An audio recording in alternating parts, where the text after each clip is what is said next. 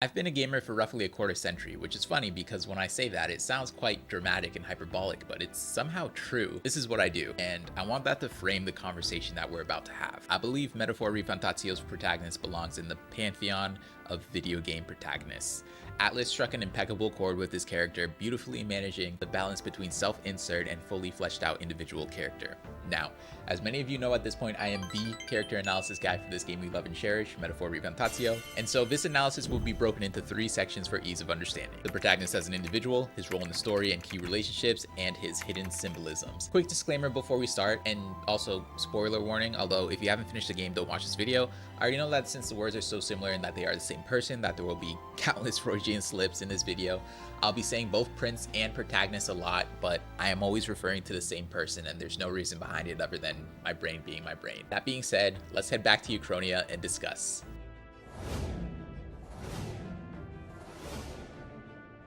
I believe it most prudent to start at the beginning. The protagonist is the son of King Hypholodius V and the Elden Chiefess or Queen.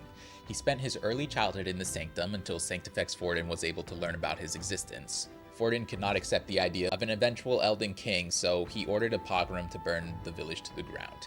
Amidst this brutal chaos, the Elden Chiefess sacrificed her life so her child may live, though she split her soul from her body and transferred it into Gallica, in a last-ditch effort to remain tied to the world so that she may support her son even after death. Shortly afterwards, King Hypholodius came to the village in the aftermath and took his son to live with him full-time. This was quite a brief respite, however, because when the protagonist was age 6, assassins came in the night to take his life. Of course, they were sent on Forden's order, as he sought to finish the job that he had started prior. In the aftermath, the prince was cursed with a terminal condition, and as it worsened, he was taken away back to the Elden Sanctum in the hopes that they would somehow be able to treat him, and also keep him safe from Forden. Eventually, the prince's body was rendered bedridden and permanently entered a coma-like state, and it was at this point that the lingering soul of the prince's mother created a body of pure Magla using the prince's fantasy novel as a conduit. She then had this body house the prince's soul and his ideals, and this body is essentially who we play as in Metaphor ReFantazio. So let's take a step back now that we've kind of established the contextual framework around the prince's life. As we can see, before the age of 6, the prince experienced a lifetime worth of trauma. Although you don't have the memory or cognition of the traumas that you experienced, since your memories are false prior to rejoining with your original body, regardless, these events will leave an indelible mark on anybody. And I want to explore how that plays a role in the protagonist character. One of my favorite things about the protagonist is that they strike the balance beautifully between idealistic dreamer and practical reformer, and I think what lends credence to his identity being this way is both his circumstances and his nature. We know his father, Hypholodius V, was somebody who was widely known as an ardent idealist who dreamed of a utopian world, and we know that this is also what drew his mother and the king together.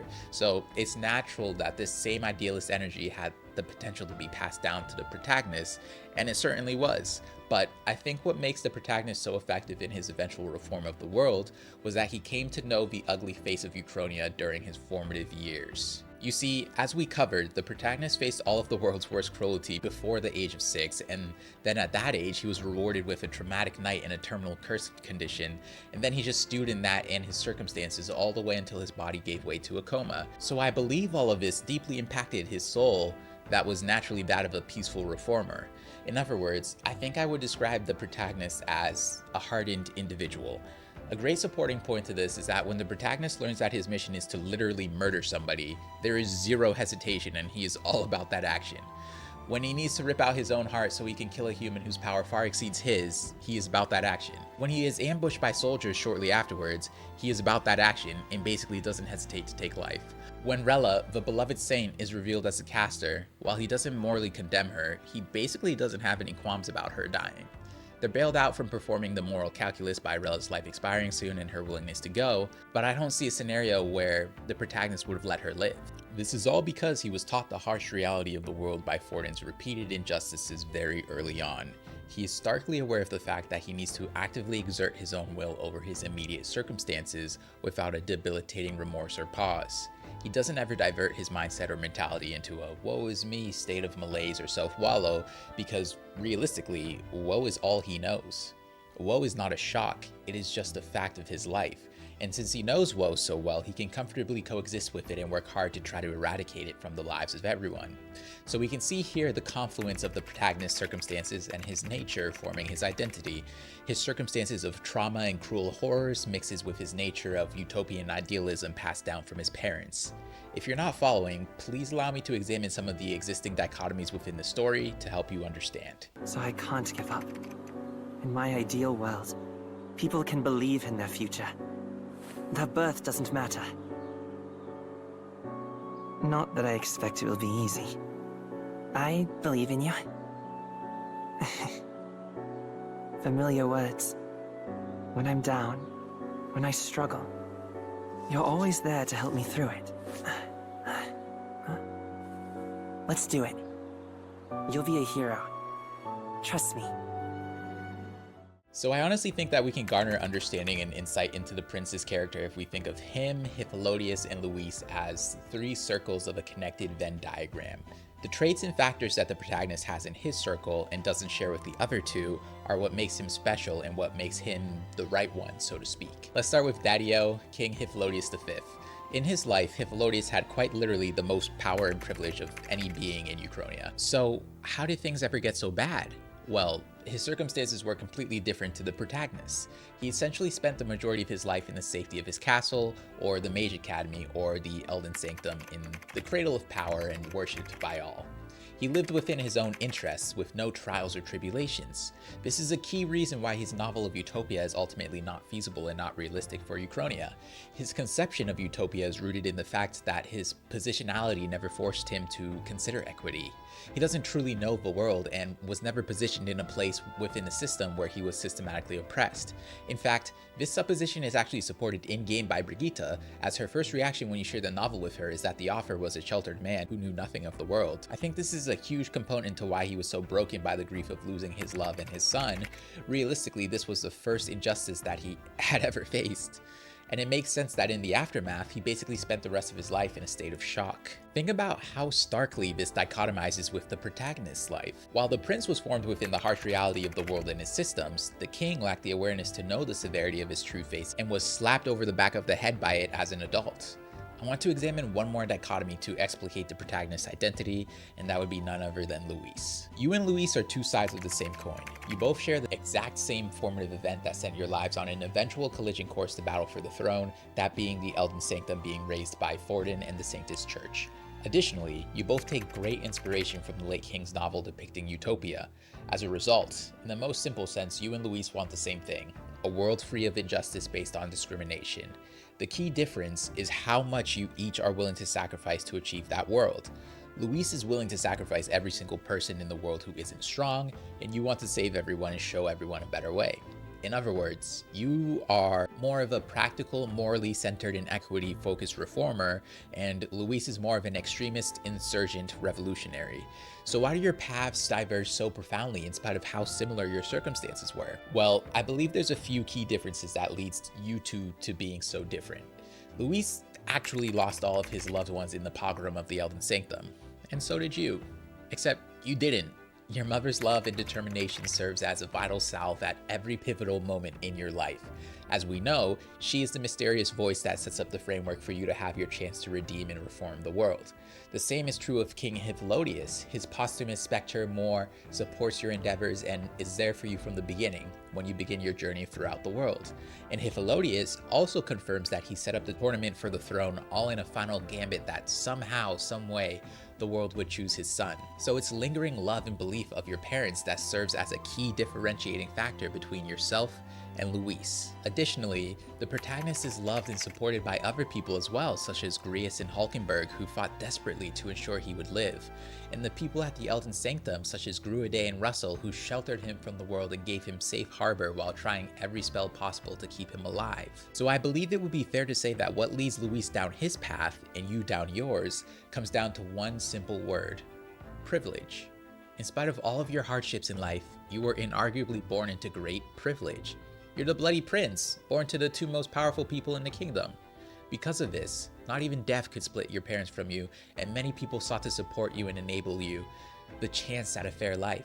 Luis didn't have privilege. He was born into an isolated tribe at the bottom of the totem pole, and when his family and friends were murdered, they were simply gone, and he had nobody.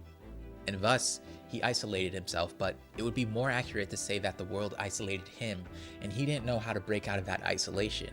And that isolation and indignation at what happened to him set Luis's mind into an irreparable determination that he would destroy this unfair world and replace it with one that is completely fair. So again, I believe that viewing these three figures as a Venn diagram is almost the perfect lens into gaining understanding for why the prince is the way that he is. Now let's explore other facets of the prince's identity. Honestly, my favorite parts of the prince are definitely his unwavering kindness and grace, his infallible determination, and his unyielding dedication to empathizing. I believe we can attribute these traits mainly to his nature, and I believe they were specifically passed down from his mother. Ruide described her as a flower amidst the forest, a woman of beauty and grace and kindness. Aside from this first-hand account, we can also glean the veracity of this statement from certain events, such as the king who dreamed of utopia falling head over heels for her, and her willingness to sacrifice her own life for her son, and also her fierce tenacity to find a way to linger on in spirit so that her son was not left alone. So I think it's fair to say that the radiant core of the prince's personality is mainly inherited from his mother, and I think this is also confirmed and conveyed to us also through the character design of the prince. It's possible you don't recall because we don't get an actual character portrait, but the protagonist's mother also shares in having silver hair and is who the protagonist derives his appearance from. While it's convenient to the story they want to tell, in that it allows us to play as an Elda at the bottom of the world's hierarchy, I think the layered meaning is that they wish to tell us that the prince is mainly his mother's son. His hair color, his darker skin tone, and his blatant lack of physical identifiers that he shares with his father all tell this story. Most of his nature he derives from his mother. I believe the best way to explicate the prince's character is to go through a bunch of quick anecdotes from all of his relationships within the narrative. I'll focus on details that tell us the most about who the prince is at his core, but keep in mind there is so much more that he does for everyone outside of what I mentioned, and were I to mention it all, we'd be here all day. Let's begin, starting with Stroll. You're faced down by a human and Stroll tells you directly that he wants you to run and live your life. He also says that as a noble, it's his duty to protect you. He says and does everything possible to release you from your certain death. Yet, in spite of the fact that you're unaware of archetypes and unaware that you do have the power to save him, you decide to stay and try to save Stroll's life. You help ground Hulkenberg when she quarrels with imposter syndrome once she runs into Radonth again.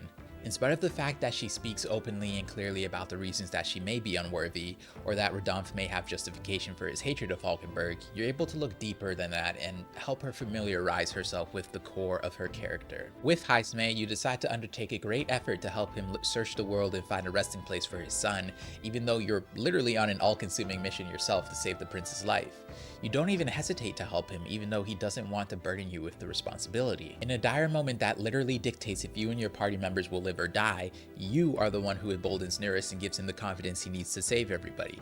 You're the only person on the entire runner who understands that he needs that vote of confidence, and you spring to give it immediately. You go back and save Juna's life when you don't need to, in spite of Juna telling you to simply escape.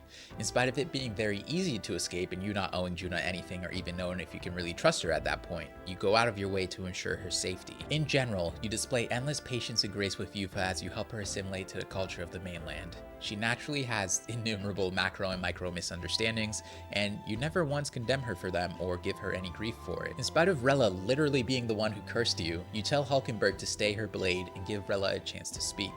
At this point in the story, based on what you know, nobody else has wronged the prince more than Rella, and yet, you're able to detach and empathize with Juna and Basilio and Rella herself and let her speak her piece. In spite of the fact Basilio was the muscle for your greatest enemy, you let him join your crew, and you put that trust and faith in him. In spite of the fact Fidelio is blatantly antagonistic and rude to you, and actively serves your greatest enemy, you save his life time and time again, as you're determined to help those in need. Maria is a child who you basically owe nothing, and in spite of that, you continually check in on her and try to help her to get over her father's death, and help her learn to make friends in spite of being a mixed girl dealing with the cruelty of other children. When you meet Katharina, you don't know her at all, but regardless, you convince her to stay out of danger and help her find her friend who's in the Grand Cathedral dungeon.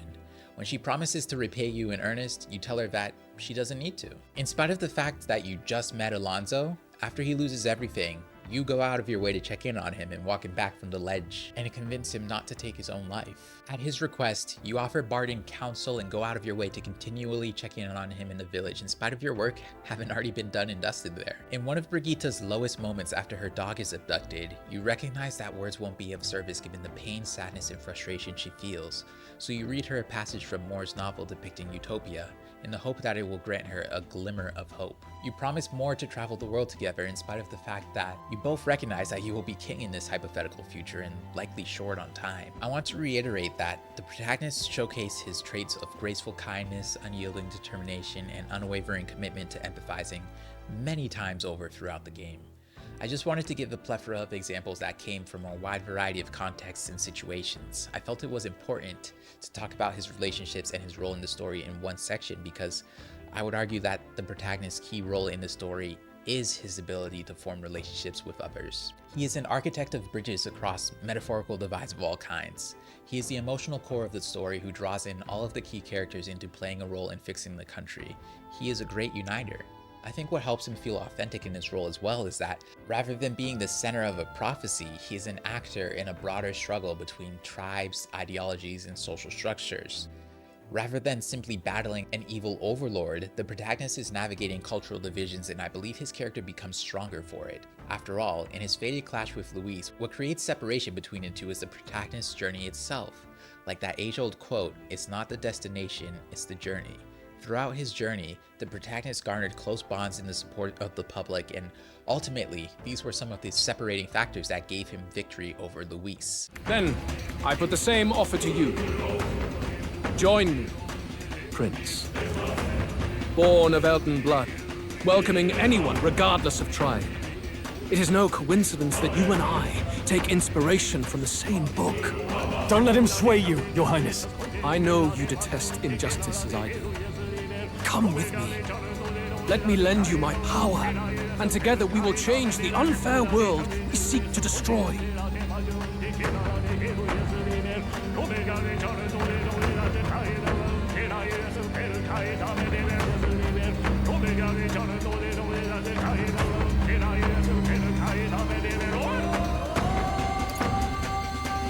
I don't seek to destroy this world or any other. Exactly! He's nothing like you! Should you deny me, then what? How would you fix this country? You must have seen it everywhere you travel. Tradition, superstition, family honor, and all those struck down unjustly in the name of such authorities. The only cure for such suffering is a simpler world, in which strength triumphs over pain. It is not a solution without cruelty. But surely the fairness it would restore to our lives is worth any sacrifice. Come with me, and we can realize this dream. What say you? The fairness you speak of is false. He's got the right of it, Luis. It's not even about what'll be sacrificed. It's about having respect for what the dream costs. Okay, so there's a lot going on when it comes to the hidden symbolism of the protagonist, so please bear with me. I think we can all agree that the most striking feature about the protagonist is certainly his eyes. As we know, they are two different colors. So the question becomes, did they design him that way just for the vibe and aesthetic? Well, this is Atlus we're talking about, so no. Were we to view it within the context of real life, the protagonist has a condition called heterochromia, which is simply when somebody has two different colored eyes. When researching and exploring the historical symbolism of heterochromia across different cultures and literary works, one trait stood out to me in connection to the prince. Heterochromia can spiritually symbolize an empathic nature or an enhanced ability to absorb and feel the emotions and energies of others. It represents a high sensitivity to others' moods, which enables the fostering of a deep understanding and empathy. I believe that lines up pretty cleanly with everything we've discussed up until this point, but let's go a little bit deeper. I don't know about you, but when we broach this subject, I'm also thinking to myself, why did they choose the colors gold and blue? Allow me to elucidate. Gold is often associated with royalty, so I think we can surmise that part of why they chose gold was to give us an early clue that we were actually playing as the prince. What I also find interesting is that in certain lightings you could honestly consider his eye to be yellow, and we must also consider that gold itself is literally just a metallic shade of the color yellow at the end of the day. So what's interesting about this, right, is that in Japanese culture, the color yellow represents nobility and courage. This stems from the Heian era of Japan, when golden yellow robes were worn by the imperial family and aristocrats, linking yellow to nobility. Additionally, yellow is often associated with positivity and warmth, with this meaning being derived from its connection to the sun. The sun, of course, gives us life and brightens up our days, so easy dots to connect there. We know the protagonist to be consistently positive and warm, but I'd take the parallel a step further and say that, just like how things revolve around the sun, the protagonist possesses a gravitational charisma that draws people in, and in revolving around him and his ideals, their lives are brighter and better for it. So what we can glean from this, given the symbolism of the colors yellow and gold both worldwide and also in Japanese culture, is that it was a very deliberate choice for an eye color and not solely for the case of looking cool. This sentiment is also supported when we look into the symbolism of his other eye, which is the color blue. Blue is meant to represent tranquility and reliability, which we can assume derives from the sea and the sky, two constants in our lives. I think that the protagonist proves his reliability throughout the story, and I'd more so say that the tranquility is what he transmits to others. I think there's one more component to the symbolism of the color blue that I believe we can ascribe pretty seamlessly to the protagonist. There is a saying in Japan that I will put here on the screen and not attempt to say it because I would absolutely butcher it. It translates to "blue comes from indigo, yet is bluer than indigo." Please allow me to disambiguate this. This saying comes from the fact that historically, indigo dye was extracted from indigo plants that used to create the blue fabric in Japan, in spite of the fact that the color indigo is a darker, deeper shade. So the idea is, this saying is essentially a metaphor for students surpassing their teachers. It symbolizes growth and improvement. In spite of the fact that students learn from the teacher, students end up as the more refined and perfected version of what the teacher is teaching. So, in spite of the fact that the color is extracted from an indigo plant, it somehow ends up as a color blue in application. I think this saying and concept was also part of the conversation when it came to deciding the color scheme of the protagonist, because a huge component to the story is the relationship the protagonist has with Moore, or his father. The protagonist takes huge inspiration from his novel of Utopia, as he was the first reader. It's his father's work, and his body of Magla used the novel as a conduit from which to spring forth. In spite of this, throughout the journey, and by the end, the protagonist concludes rightfully that Moore's depiction of Utopia is not feasible, and not what the world needs. It focuses too much on blanket equality, when considered empathy-based equity is what the world needs. Their ideals clash in a conflict, and afterwards, Moore concedes to the protagonist the rightness of the protagonist's ideals. So, in other words, in spite of the fact that the protagonist came from Moore, both literally and ideologically, the protagonist didn't end up as the same indigo, but rather a more refined shade of blue. The protagonist came from Hippolodius, yet he is more so the protagonist than he is Hippolodius. Blue comes from indigo, yet it is bluer than indigo. Now at this point you may be thinking to yourself, well, these symbolisms certainly line up, but is he going to acknowledge that once you rejoin with your original body, none of these colors stay the same? Yes, I am. And for this, I would raise 2 points. Remember that the protagonist, with his heterochromia, is essentially the crystallized ideals of the prince. So everything we just discussed essentially applies to his ideals in general. And his ideals, of course, are basically the purest essence of who he is as a person. So I believe it would be completely fair for us to consider these symbolisms as applicable to the protagonist in general and as a constant, regardless of his external appearance. The second point I would raise is the color of silver. Allow me to walk us through the different things that silver symbolizes. Silver symbolizes purity and clarity, as it's often linked to clarity of thought, reflection, and purification. It represents a clear mind, transparency, and truth. If you haven't had the light bulb moment yet, let me help you turn it on, okay? When the protagonist is beginning the process to rejoining his original body, he has to reflect on his journey thus far. He must ascertain the truth and find clarity into what and who he actually is. In fact, if you're incapable of doing this, or if you just refuse, the game just ends. Once you've reflected and garnered the required clarity of your identity, you join into one pure body.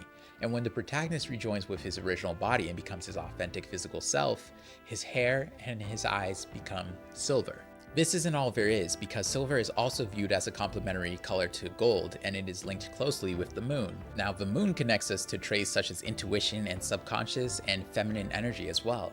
It's possible you don't recall because we don't get an actual character portrait, but the protagonist's mother also shares in having silver be the main part of her character design and is who the protagonist derives his appearance from. The protagonist's mother operates almost exclusively within the subconscious throughout the game, and her intuition is probably her most important trait. So I think the silver colors of the protagonist after he rejoins his original body are meant to convey to us the forever lasting imprint that his mother left on him in all ways, and it's almost like her fingerprint, which showcases the integral role she played in helping him arrive to that point. And you know what? Stuff like this is why I love this game. While you can play this and enjoy the story at the surface level and have it be enjoyable and still make enough sense, there is such a rich depth and subtext that exists for you should you fall in love with the characters in the world. You can truly engage with the experience as deeply as you want, and there's no right way to enjoy these stories. And even if you don't enjoy it, I respect that. But I don't think an objective argument exists for this game being poorly written or designed when we consider all that goes into it and how much everything interconnects and fits together. Quick blurb aside, I do want to address one more facet of hidden symbolism that exists for the prince, and that is the idea that his canon name is Will. I don't really use it that much or at all in my videos, just because I know a lot of people consider this character to be theirs and whatever they named him, but I do want to acknowledge it in the context of this video. I think there are multiple reasons why they went with this name. If we look at will in a vacuum, we could definitely point to the definition of the word itself. A will is the determination or desire to do something, so that fits very cleanly in that Will was the prince's deep desire to travel the world and do what he can to fix it. He was the prince's will. It really could be that simple, but y'all know I can't help myself and I always dig deeper. So what if we think of Will as the name that exists in real life and we consider it just a shortening of the name William? The name means resolute protector or strong-willed warrior, which we can smoothly apply to the protagonist. But what I find fascinating is that the name was originally popularized in England by William the Conqueror. Let's talk about him. William the Conqueror was the Duke of Normandy and the first Norman king of England. He was born in 1028 as an illegitimate son to Duke Robert of Normandy, and members of Norman aristocracy battled each other for control of William the Child Duke during his childhood and adolescence. He made it through these ordeals intact, and in his adulthood he managed to consolidate power after years of conflict. After that, in 1066, William invaded England and defeated King Harold at the Battle of Hastings, claiming the English throne and initiating significant political change. So, right out the gates we can see some very clear parallels between William the Conqueror and our protagonist from Metaphor ReFantazio. Our protagonist was by all intents and purposes viewed as an illegitimate heir by the world, so much so that the king tried to hide his true identity and lineage as an Elda. Our protagonist also dealt with adversity from members of his kingdom during his upbringing and managed to make it through. I'm of course referring to Forden and the Sanctus Church's repeated attempts to get rid of the prince. In his adulthood, our protagonist also battled for a throne and defeated an aspirant to earn it. Our protagonist was also the first of his kind to sit the throne in the same way William was the first Norman king of England. Our protagonist was the first Elden king. And lastly, they both brought about significant political change during their reigns. So the parallels in their storylines are quite evident. I don't think there's much similar in terms of their actual ideologies and who they were as people, but I think there's enough here that I would assume that Atlus had their story carved out for the protagonist and then they may have named him after that. In other words, after they finished the game story and the protagonist arc, they probably went looking for a canon name that would suit that. I believe that due to all of the above, and also the fact that the characters in this game all possess accents based from the United Kingdom, it makes sense that the protagonist would share the name of the man who is arguably England's most significant king in history. Now, I just want to say, to me, I believe this to be one of the most important videos that I'll make about Metaphor ReFantazio. I think with how much more other characters speak, chief among them Stroll and Gallica, and also the fact that you're playing as a protagonist and choosing most of his voice lines, it can kind of get lost in the shuffle that the protagonist is in fact his own character. Not only that, he's a character rich with personality who stands on his own 2 feet as an intriguing person. And I hope this video helped you to understand that if you didn't before, and if you did understand that, then I hope this video felt like a celebration of our boy that we love, the prince. First, the people would know how you aim to lead them. How will you respond to that, Your Majesty?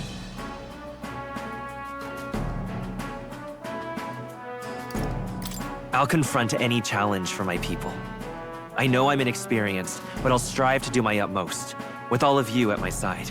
That's fine. The people have about had it with pompous monologues. Better to say what you mean with determination.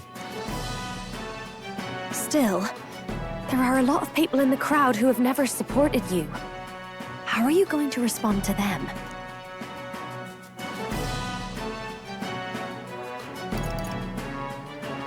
I'll have to let my work prove my words.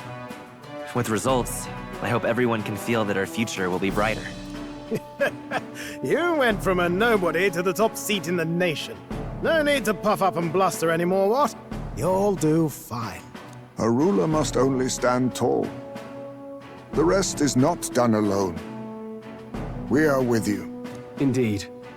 And we're no strangers to more practical work. Whatever our tasks, I'm sure we can handle them. Well, it is time to make your first appearance as our king. Let us brace ourselves. Good luck!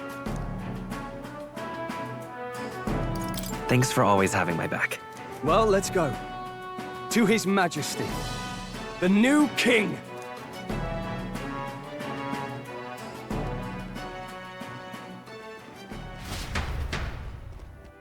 Okay y'all, so this video is the 7th video in a series where I'm doing a deep analysis of every major character in this game. I want to sincerely thank each one of you that has been here for each installment in this series, and I'd like to extend that same thanks for any of you who've only caught a few minutes here or there, or if this is your first video. Thank you for being here. I'm so glad that life weaved the path in a way that led you here. If you're watching and you're not subscribed, come right in and join us. Subscribe and hit the bell for notifications. As I'm sitting here right now recording for us, we're about 50 people away from 800 subscribers, which means there's almost 800 of us sitting in this room discussing video games. And never forget that you all are the main reason that I make these videos. So whatever is going on in your life, you are legitimately valued and appreciated here. If you enjoyed the video, please drop a like and let me know. If you didn't enjoy it for whatever reason, drop a comment and I'll try to gain understanding with you. Check out other videos on my channel for more content like this, and have a great day, night, or morning. And remember to be kind and thoughtful. Peace. Oh, good grief! Some things never change. Not that they should. I'd say life has changed plenty for us. Yet somehow our captain's same as he ever was.